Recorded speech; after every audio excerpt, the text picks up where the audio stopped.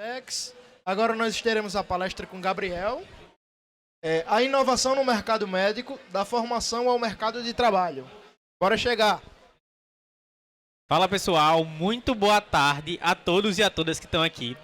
Eu quero agradecer ao pessoal pela essa oportunidade incrível de palestrar nesse evento gigantesco que é o GoRN. Eu sou Gabriel, eu sou diretor de negócios da MedSolutions, a empresa júnior do curso de medicina da UFRN, e estou tendo a oportunidade de falar com vocês sobre um tema tão importante, não só para a gente que é da área de medicina. Eu quero trazer para vocês, no dia de hoje, como é que as transformações no mercado médico impactam diretamente a vida de todos os cidadãos. Quando eu vim planejar e preparar essa apresentação, eu fiquei muito me perguntando como é que eu transformaria isso em algo adaptável para qualquer pessoa que viesse assistir. E aí, nesse processo, eu fiquei planejando em trazer uma apresentação que fosse completamente acessível para qualquer pessoa que acesse o serviço de saúde. Porque se eu coloco esse público como alvo da minha apresentação, eu consigo trazer uma realidade que é aplicável para todo mundo e é para esse público que eu quero fazer a apresentação de hoje. E eu queria começar perguntando a vocês, quem aqui já foi atendido por um médico ruim? Quem aqui já foi atendido por um médico que não gostou do que ele fez na consulta, que ele não foi atencioso a vocês? Talvez ou vocês já tenham passado por uma experiência como essa, ou conheçam alguém que já foi para um médico e esse médico ele não foi atencioso, não atendeu às suas demandas e não atendeu às suas expectativas. E isso existe uma razão pela qual essas coisas acontecem e principalmente porque é que médicos ruins, médicos que não satisfazem aos interesses dos pacientes, continuam inseridos no mercado de trabalho.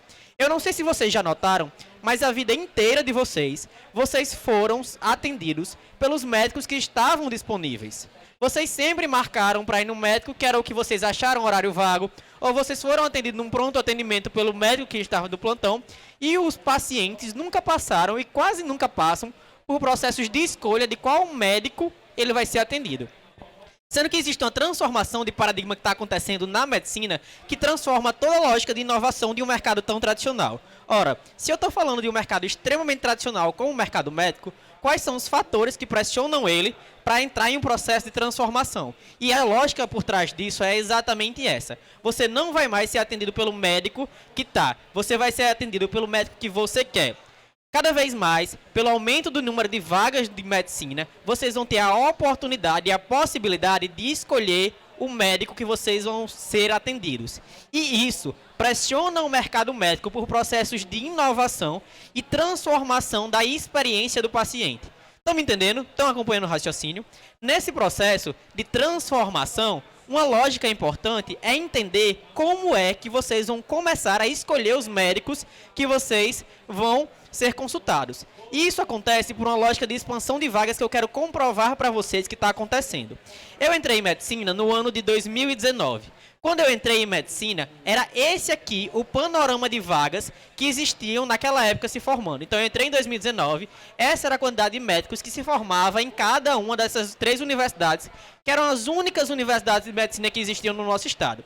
Isso aqui dava um total de 243 médicos se formando. Ou seja, do dia que esse médico estava se formando para trás, se formaram um total de 1.458 médicos nesse processo. Do dia que ele entrou na faculdade, do dia que ele se formou para trás, naquele período se formaram essa quantidade de médicos. Só que quando eu entrei, essa realidade estava num processo de transição, de expansão das vagas de medicina. E se a gente olha esse dado hoje, como é que ele está funcionando, a gente tem várias universidades de medicina aqui no nosso estado e todas elas com expansão no número de vagas.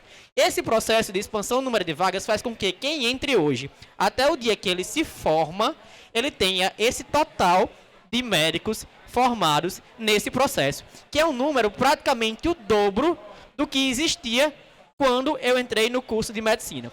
E isso muda completamente a realidade. Isso aqui muda completamente as regras do jogo e pressionam as pessoas por mudanças. E vamos entender um pouco por que isso vai se dar. A partir do momento que vocês vão ser atendidos pelos médicos que você quer, a gente cria um paradoxo aqui. Você quem? Será que é todo mundo realmente que vai conseguir escolher o médico pelo qual vai ser atendido? Ou a gente está falando para um grupo muito seleto de pessoas que moram em situações mais favoráveis, que acessam serviços de saúde bons, como todo mundo que está aqui me assistindo? Então, na verdade, quando a gente fala que a gente vai começar a escolher o médico que a gente vai ser atendido, essa realidade não é para todo mundo. Sabe por quê? Tem um motivo disso acontecer. Por mais que a gente esteja passando por esse processo de mudança, se eu fizesse um quiz com vocês de quantos médicos existem no nosso estado, um estado que tem quase 3 milhões de habitantes, dentre essas opções aqui, eu tenho as minhas dúvidas de quantos por cento de vocês seriam capazes de raciocinar em um estado de 3 milhões de habitantes quantos médicos nós temos. Mas já dando spoiler para vocês, nesse estado que a gente frequenta, a gente tem 5.788 médicos para 3 milhões de habitantes. Pensem um pouco em como essa proporção faz com que todo mundo não consiga acessar de forma igual os sistemas de saúde e isso pressiona o mercado por processo de mudanças. Para explicar isso, eu quero aprofundar um pouquinho esse dado aqui que a gente vai ver. Aprofundando esse dado, a gente tem uma distribuição de médicos que atuam no interior e uma quantidade de médicos que atuam na capital. Se a gente faz esse cálculo, a gente percebe que a capital tem 73% dos médicos atuantes no estado, enquanto o interior tem 27%. Se esse número já é assustador para vocês, olha esse outro dado aqui. A capital tem 890 mil habitantes, enquanto o interior do nosso estado inteiro tem 2 milhões e meio de habitantes.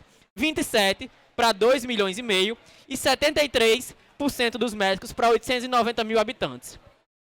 Então, o que a gente consegue ver é que esses médicos aqui estão sim sendo filtrados. Cada vez mais as pessoas vão escolher para qual médico elas vão. Mas tem uma faixa ali do público que ela não ainda escolhe qual médico ela vai frequentar.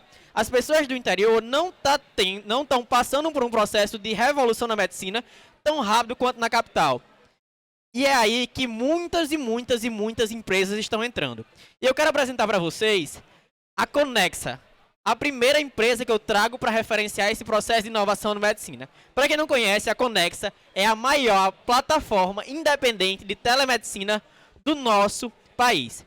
É uma plataforma nas quais as pessoas, de onde elas estiverem, elas conseguem ser atendidas por médicos que são de referência na área que eles atuam. Eu estou falando de uma plataforma que já atendeu mais de 20 milhões de pacientes no nosso país. Essa é a realidade nua e crua acontecendo agora, ao vivo, enquanto a gente está aqui. Isso porque a gente tem 70 mil profissionais trabalhando para atender aquele paciente lá do interior que hoje não está conseguindo escolher o médico que ela vai frequentar. E aí, eu tô hoje indo já quase para o meu 5º ano de medicina. Sabe quantas aulas eu tive sobre telemedicina? Eu só tive 2 aulas de telemedicina durante toda a minha formação. Eu estou falando para vocês de uma inovação que está acontecendo e a minha faculdade, assim como todas as faculdades, não estão acompanhando esse processo de transformação. Isso é grave porque mostra pra gente que as transformações da realidade do mercado não dependem das transformações da universidade. Elas acontecem e é a universidade que corre atrás de resolver esses problemas. Mas eu vou ser muito justo. Não é só na iniciativa privada que isso está acontecendo.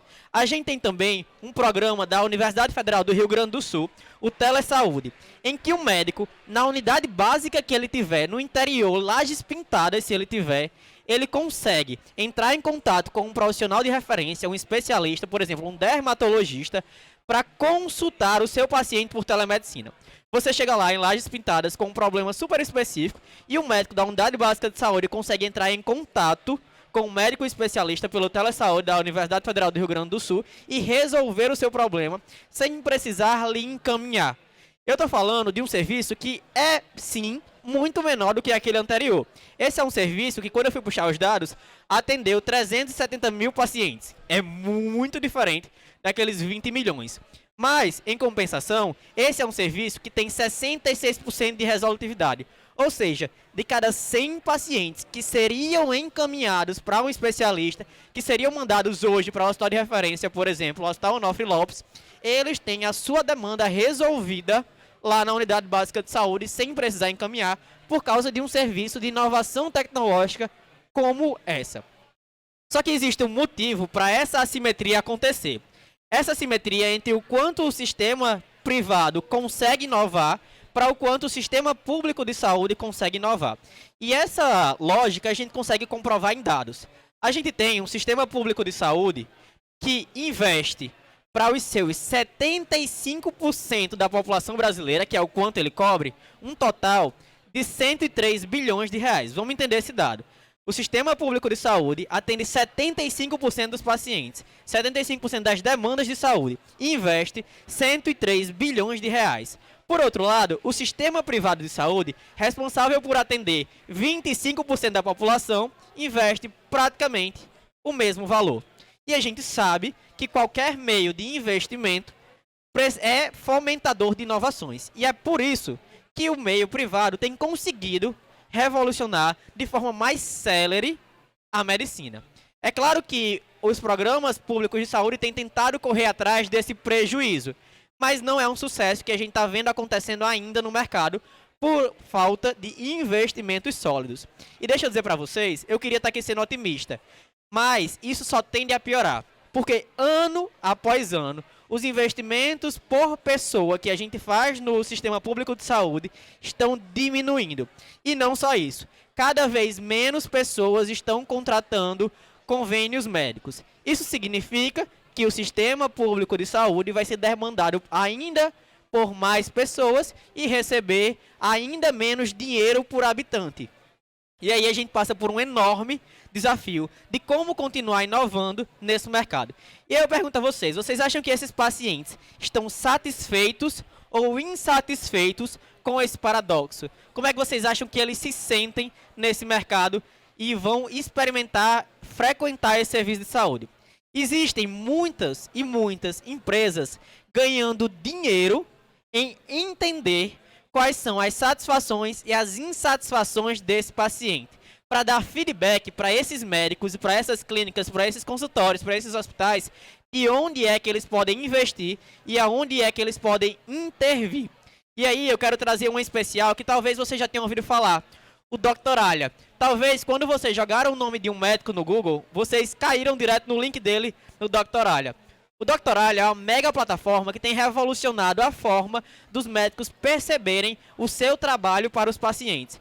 O Dr. Alha, para quem nunca viu, é um serviço que o médico consegue cadastrar o seu perfil e os pacientes conseguem dar avaliações, fazer comentários, críticas e sugestões para aquele médico, para que ele tente melhorar a sua forma de atender os pacientes e conquistar ainda mais pacientes. E como toda grande plataforma que tem revolucionado o mercado, o Dr. Alha não faz só isso. Ele também dá a oportunidade para esses pacientes marcarem as consultas com os médicos, seja de maneira presencial ou mesmo de maneira virtual, como a gente estava comentando há alguns minutos atrás nessa palestra. Então, o Dr. Alha tem sido uma espécie de motor que pressiona esse processo de satisfação e melhoria dos pacientes. Uma outra grande empresa que eu estou aqui para representar e para falar sobre ela é a Med Solutions, porque também é isso que a gente tem entendido. A gente tem entendido também que os nossos pacientes, eles têm observações, percepções e leituras sobre os médicos, e isso muitas vezes os médicos não sabem. E o que é que a gente trabalha na Med Solutions fazendo? A gente aplica questionários para esses pacientes que acessam o sistema de saúde.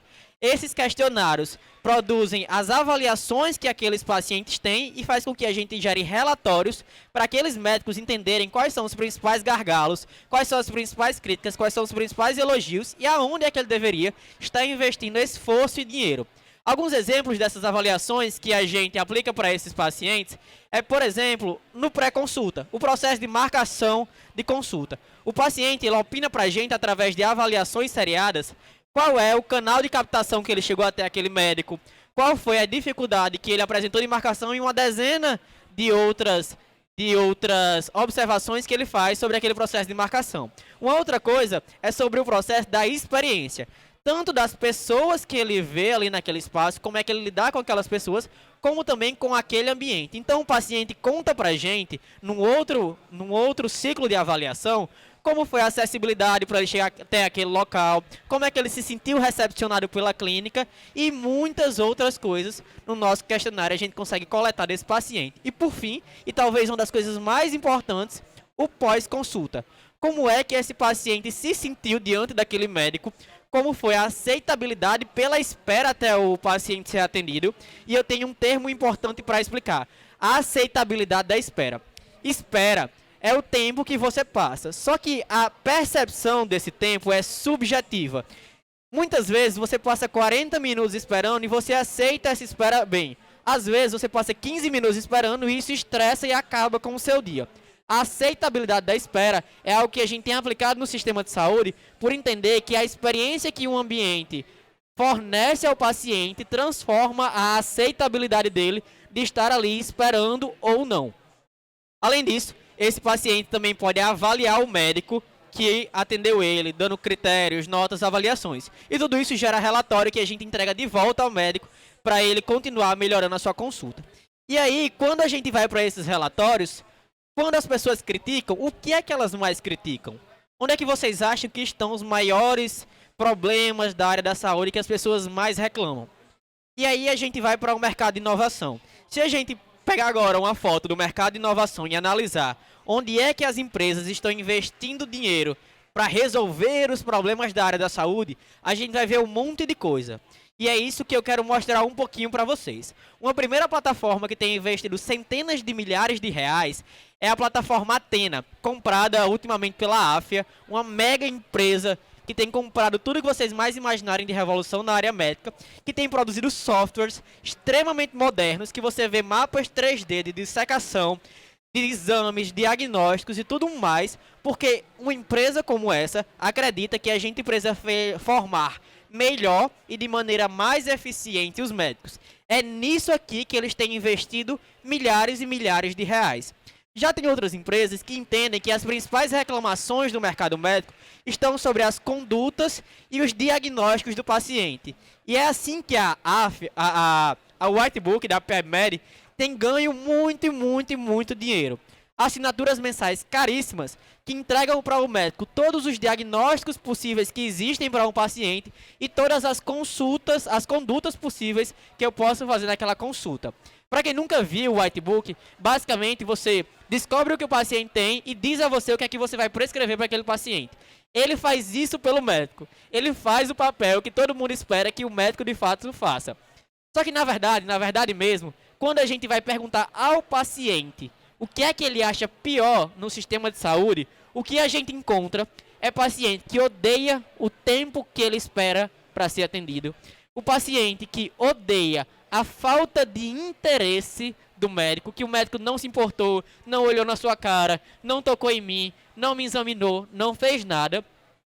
Os pacientes reclamam da duração de consultas, muitas consultas que são de 2 minutos, e isso incomoda muito os pacientes, e também pacientes que sequer acessam o serviço de saúde. Um processo de desassistência. A gente está debatendo grandes softwares e tecnologias, enquanto os pacientes estão reclamando de que não conseguem ser atendidos por um médico. E isso aqui a gente resolve com um nome chamado gestão em saúde. E é aqui onde mais tem rolado investimentos e rios de dinheiro entrando em transformar os processos de gestão em saúde. Como é que a gente modela esses processos da experiência do paciente que atenda a essas expectativas aqui, que resolvam esses problemas? E aí, para exemplificar, eu quero trazer para vocês o exemplo de um aplicativo chamado iClinic.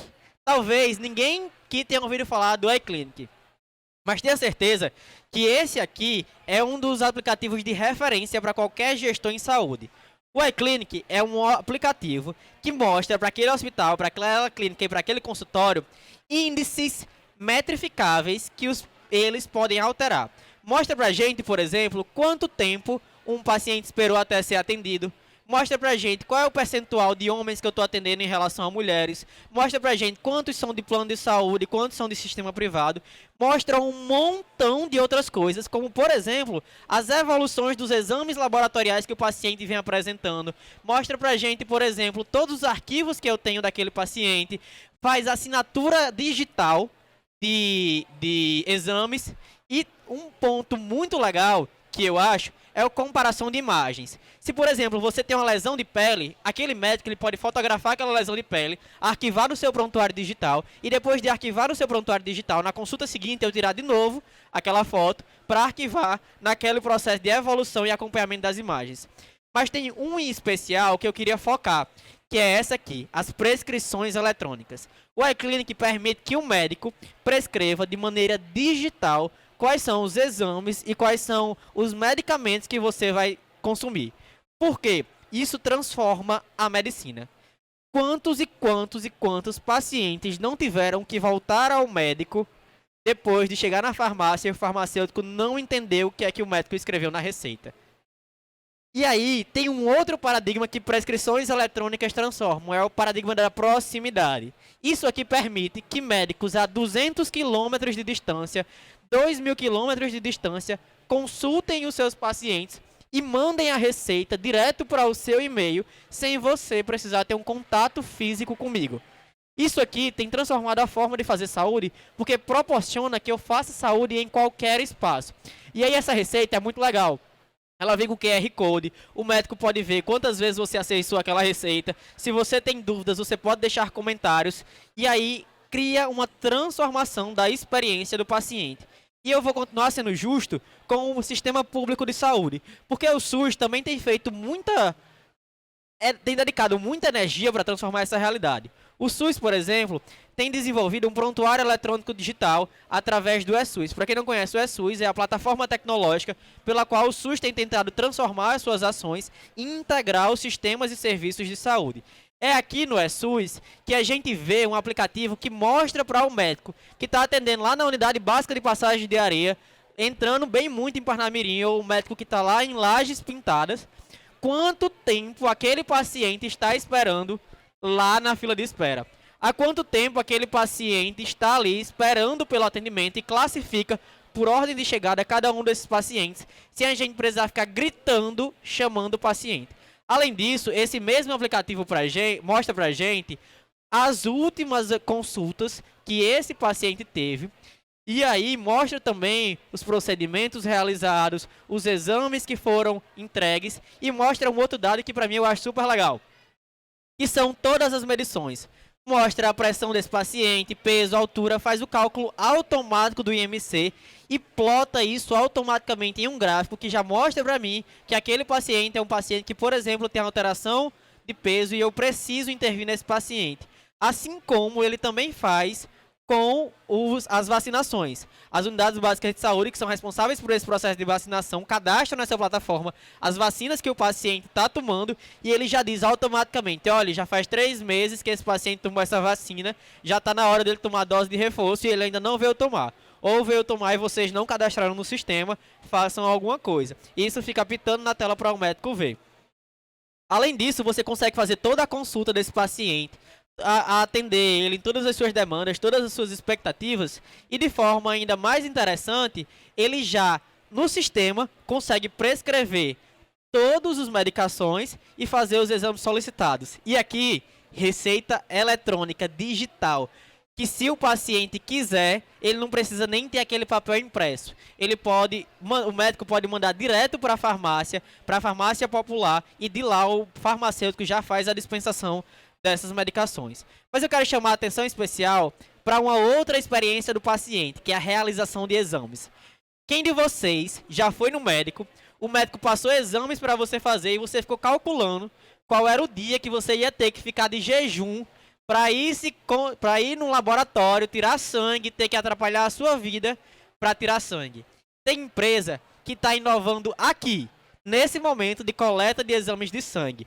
Eu quero apresentar para vocês a BIP, uma startup muito promissora, que está pronta para revolucionar o mercado médico. A BIP, eles não são donos de laboratórios e eles não têm consultórios. Eles são donos de carros.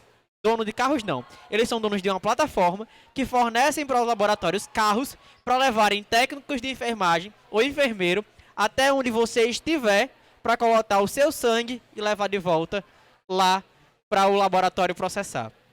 Além disso, você pode marcar no seu trabalho. Se você quiser coletar sangue aqui, você consegue, porque eles trazem toda a infraestrutura necessária para sua coleta de sangue.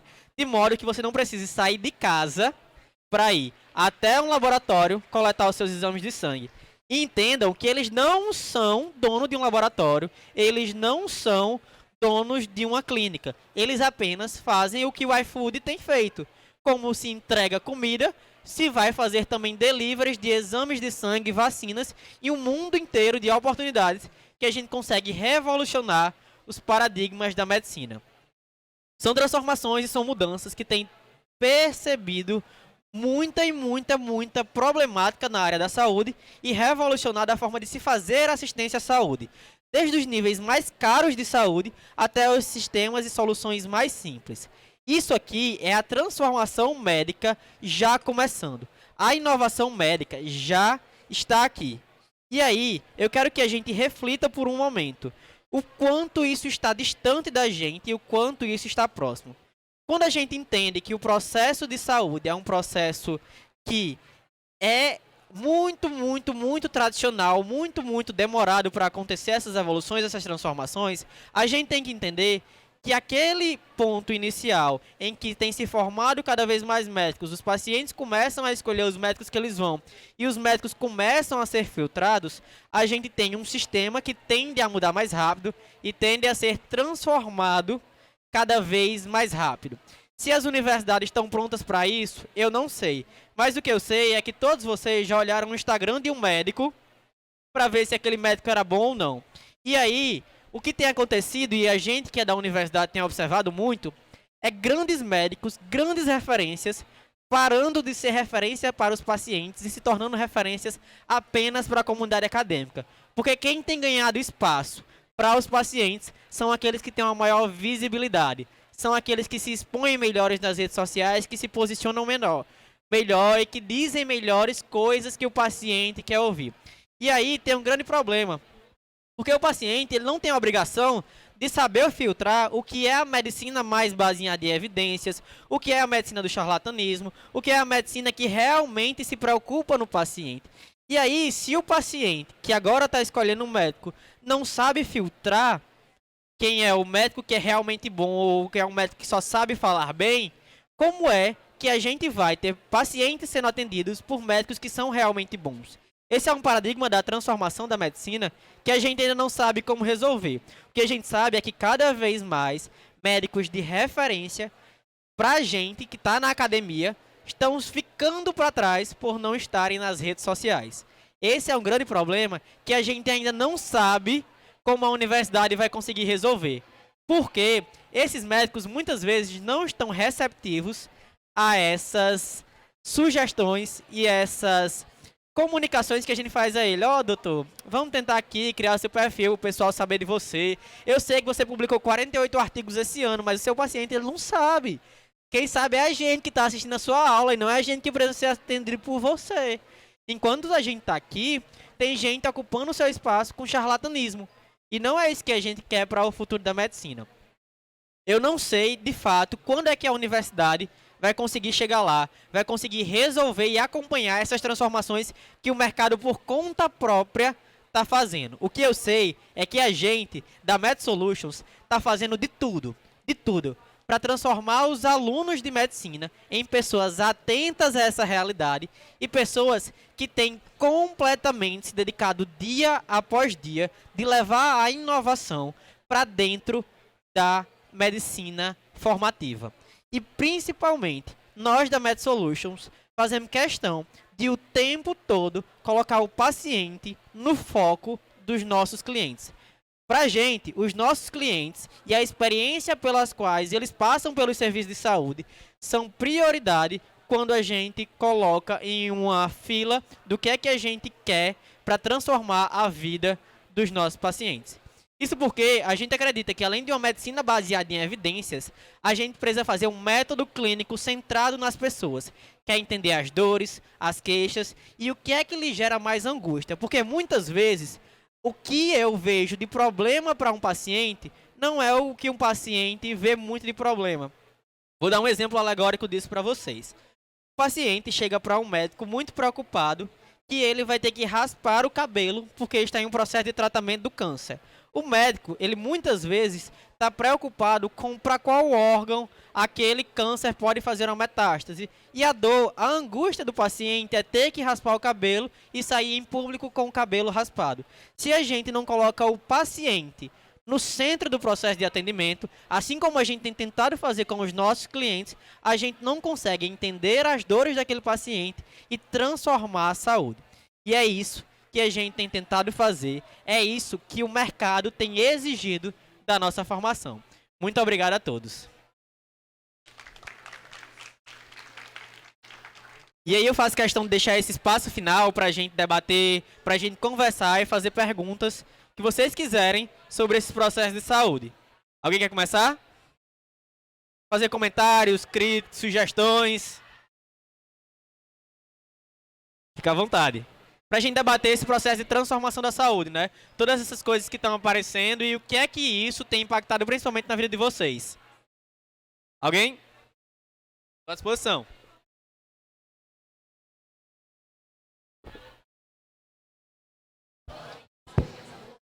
Oi. Primeiro eu queria parabenizar, a apresentação foi muito boa. Os slides super chamaram muita atenção, foi muito bem feitos. E a ideia da apresentação foi, acho que conseguiu alcançar o objetivo, passou umas informações muito interessantes aqui pra gente. E eu queria perguntar, pelo menos na minha parte, o que me chamou mais atenção foi esse obstáculo que a gente tem em alcançar as universidades. Como é que você acha que a gente conseguiria, qual seria a melhor abordagem que a gente teria para conseguir convencer os professores, os médicos, a entrarem nesse universo, né, a se adaptarem a esse novo mercado de trabalho, para conseguir combater o charlatanismo e conseguir colocar os melhores profissionais realmente para aparecerem para os pacientes. Essa pergunta é muito interessante porque ela coloca pra gente muitos desafios. Quero pedir licença pra gente viajar um pouco aqui em esse processo de construção do raciocínio. A gente está em uma geração que cada vez mais é insubordinada. A gente não foi feito para seguir ordens. Cada vez mais a nossa geração é feita para questionar, para perguntar, para não fazer porque disseram para eu fazer. Só que essa geração está sendo liderada por pessoas que foram formadas em um processo de seguir ordens. Os médicos que a gente entra em contato e convive, eles são médicos que entendem que a opinião dele é o que deve ser feito. E a gente vem em um processo de questionar isso, o que gera conflito geracional. Quem está certo e quem está errado, a gente só vai ver daqui a 20 anos. Mas o que a gente tem de fato são médicos que têm uma visão muito certa para ele, que as coisas funcionam daquele jeito e sempre vão continuar funcionando daquele jeito. E aí, hoje, a gente está tendo aula com médicos que tiveram aula com professores que ensinaram para ele uma medicina que não é a medicina que a gente lê hoje.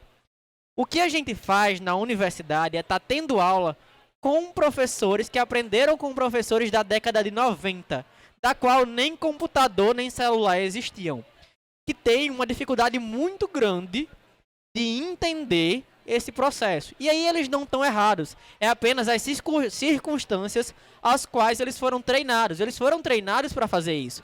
Os médicos que hoje estão trabalhando foram treinados para atender volume, para prescrever receita e fazer o tratamento certo. Eles não foram treinados para se apaixonar por esse paciente. E por isso que a gente tem um desafio muito grande. Um desafio em que a nossa geração tem que ir lá contestar o nosso superior. E aí é um conflito geracional que na medicina fica um pouco mais complexo, porque a gente sabe como é que funciona esse processo de tutor, de um orientador, do meu preceptor da residência médica, que eu preciso abaixar a cabeça para ele e dizer sim senhor, sim senhora. Eu não tenho muita esperança de que as coisas organicamente comecem a melhorar, comecem a funcionar, porque toda a comunidade acadêmica se juntou e disse, não, agora a gente vai fazer mudança. O que eu realmente vejo e acredito que vai continuar acontecendo é o mercado mudando, gente de fora da medicina ditando o que é que a medicina vai fazer, porque quem desenvolveu esses aplicativos aqui não era um médico, não era um cara que estava lá sendo preceptor da residência de anestesiologia. Foi um cara que de fora da medicina olhou os problemas da medicina e disse, vamos fazer assim. E aí esse mercado vai começar a escantear essas pessoas que quando escanteadas vão dizer, peraí, eu preciso fazer alguma coisa. Porque a gente vive uma profissão em que o financeiro dá um grau de estabilidade que deixa você numa zona de conforto. Quando uma pessoa entra em medicina e pensa, num plantão no interior eu vou ganhar tanto, isso é uma coisa que lhe dá um grau de tranquilidade que não lhe instiga a tentar fazer o diferente.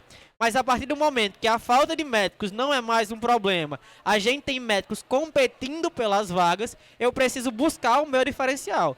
Buscar o meu diferencial desde a formação, exigindo que o meu orientador, que o meu preceptor traga essa diferença e buscando esse processo para que a gente comece a ocupar esses cargos e esses postos que dizem o que é que pode mudar e o que é que não pode mudar.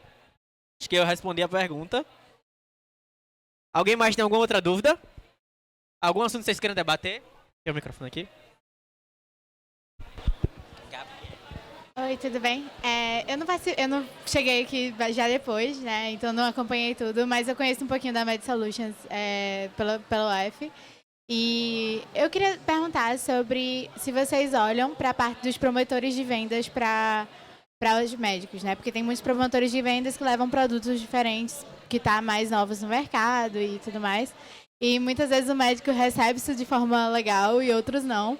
E eu queria saber qual é o olhar de vocês para essa questão, para a questão dos medicamentos mais inovadores e, enfim. E também para o olhar eu estou na parte de engenharia e eu pensei bastante em fazer engenharia biomédica, porque trabalho um pouco sobre isso. E eu queria olhar para essa questão também dos equipamentos, como que vocês estão vendo a evolução dos equipamentos médicos no mundo da medicina, né, nos atendimentos. Eu vou pedir licença para responder trás para frente. Primeiro comentar sobre as revoluções dos equipamentos da medicina. E essa é uma evolução que o médico hoje em dia tem aceitado. A gente não participa do processo, muitas vezes toma uma decisão e eu vou explicar. Hoje, quando um médico adquire um grande equipamento, um equipamento caríssimo, ele sequer faz estudo de quanto aquele equipamento vai custar, ele sequer faz estudo da depreciação daquele produto, de qual vai ser o preço que ele vai poder revender depois. Ele só adquire aquele equipamento porque os concorrentes deles adquiriram e ele precisa adquirir para não ficar para trás. E aí, esse processo de aquisição de equipamentos médicos, hoje, na realidade prática, tem sido por demanda. Porque precisa, porque está todo mundo tendo e eu preciso fazer. Mas a gente está vendo a nanotecnologia que está transformando realmente todo esse processo de produção de novas máquinas que tem muita chance de revolucionar. E eu ouvi uma frase um dia que me chamou muita atenção, que a área da saúde é o único canto onde quanto mais tecnologia eu coloco, mais caro fica. Porque em todos os outros processos, as tecnologias entram para facilitar processos, entram para diminuir custos e acelerar e otimizar as coisas. Na medicina, quanto mais eu consigo entrar dentro do corpo humano para descobrir ali um marcador específico, mais caro aquilo fica. Então a gente, se estava aqui falando sobre desafios de investimento em saúde, essas transformações tecnológicas pressionam esse processo de aquisição dessas máquinas transformadoras. Porque o que a gente está vendo cada vez mais é uma medicina que é diferente para quem tem muito poder aquisitivo de uma medicina que acessa o que tem. Eu faço esse exame porque tem, eu faço isso porque o médico disse que dava. Quando você vai para uma unidade de unidade básica de saúde, você percebe isso de uma forma muito, muito pertinente. Você percebe que para aquele paciente o ideal seria uma ressonância magnética, mas ele vai demorar 18 meses para conseguir aquela ressonância magnética e ele nem vai mais servir aquela ressonância magnética daqui a 18 meses. Uma inovação que transformou a medicina, mas que aquele cara lá da base não consegue acessar. E sobre os representantes farmacêuticos que você perguntou, a indústria farmacêutica é sempre um dilema. Por um lado, ela é vista como um grande motor de transformações na medicina. É o processo dela em pensar em como ganhar mais dinheiro que tem trazido revoluções transformadoras para a área médica. Mas, por um outro lado, ela também é vista como esse processo que está ali só pensando em ganhar dinheiro. E aí, eu acredito que hoje o papel da formação profissional de um médico é entender que a gente tem que entender um pouco de custo-benefício. Tem medicamentos que podem sim salvar a vida de algumas pessoas, mas cada dose daquele medicamento custa 2 milhões de reais. E eu não consigo oferecer isso no Sistema Único de Saúde para quem quiser. entender essa logística acaba sendo um pouco desafiador, porque se eu entendo que a vida é a prioridade máxima, como é que eu posso dizer quem pode e quem não pode receber uma medicação? Quem tem direito ou quem não tem direito? E aí entra o processo de judicialização, de acessar esses remédios. E aí muitos processos para conseguir importar de não sei de onde uma medicação caríssima que cada dose é não sei quantos milhões de reais. Mas as empresas farmacêuticas entre si têm tido um processo de concorrência interessante, que a partir de que desenvolvem algumas tecnologias, outras vão ficando mais obsoletas e medicações que ficam obsoletas se tornam mais baratas e por isso a gente consegue colocar ela no Sistema Único de Saúde e também oferecer mais aos nossos pacientes. A biotecnologia, a nanotecnologia tem revolucionado um pouco essa forma com que os pacientes conseguem custear o seu acesso à saúde, apesar de ter criado esses paradigmas entre quem consegue acessar serviços muito básicos e quem consegue acessar os serviços de altíssima referência. Respondido? É isso aí, obrigada. Pessoal, pediram para eu fazer 2 perguntas para sortear um brinde aqui para vocês. Quem souber responder a pergunta ganharia esse brinde. E eu queria, uma das perguntas que eu pensei, que estava aqui, é quantos médicos a gente tem, não precisa acertar todas as casas decimais, a gente tem no Rio Grande do Norte hoje, atendendo esses 3 milhões de habitantes que a gente tem. Eu mostrei aqui na apresentação. Como é? 5.400. Se eu não me engano, o número exato é 5.778, mas é exatamente isso. Deixa eu entregar o primeiro brinde enquanto eu penso na segunda pergunta. Salva de palmas para a Bruna.